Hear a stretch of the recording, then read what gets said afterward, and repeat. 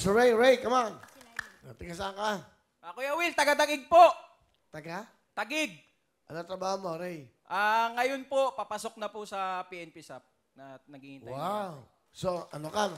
Magsisilbi ka sa ating... Sisilbi po tayo sa bayan kapalit ng sakripisyo na tax ng mga tao. Kaya tayo naging scholar. At salamat. Scholar ka. Opo. Ano bang course mo? Criminology? BS Criminology. Sir Saan? Kuya Will. Saan? Sa Taguig City University.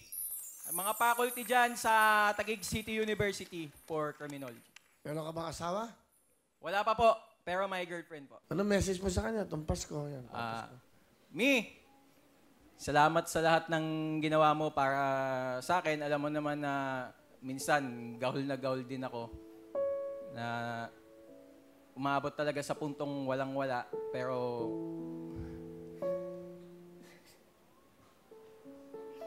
salamat kasi hindi man nakakayanan ng pamilya ko. Pero hindi mo ko pinitawan sa 4 na taon natin. Salamat sa lahat.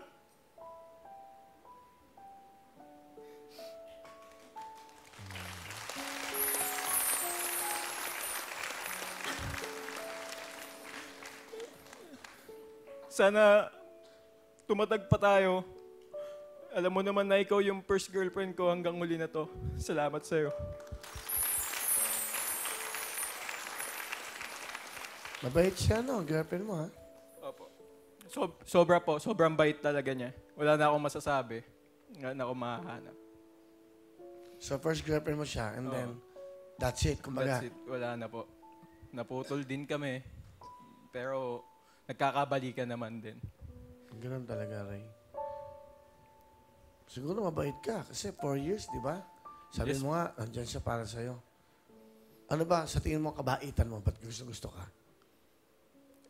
Siguro po yung kasipagan ko, yung pag-abot sa kagustuhan ko o lahat ng pangarap na gusto niya, pati gusto ko para sa pamilya ko at saka sa pamilya namin kung sakali man. Yun siguro yung nagugustuhan niya sa akin kasi hindi ako marunong sumuko kahit na minsan walang-wala na talaga o napapalaban na. Kumbaga nasa bakbakan ka na, wala ka ng bala. Kung may dagger ka, which is snipe, lalaban at lalaban ka hanggang dulo. Ganon. Galing nga. So, lang kasama si Ray. Okay lang yan, Wala Ray. po. Importante naman, I'm sure, pag napanood to ng iyong mga mahal sa buhay, they will be proud of you. Okay, and congrats sa'yo, ha? Okay na.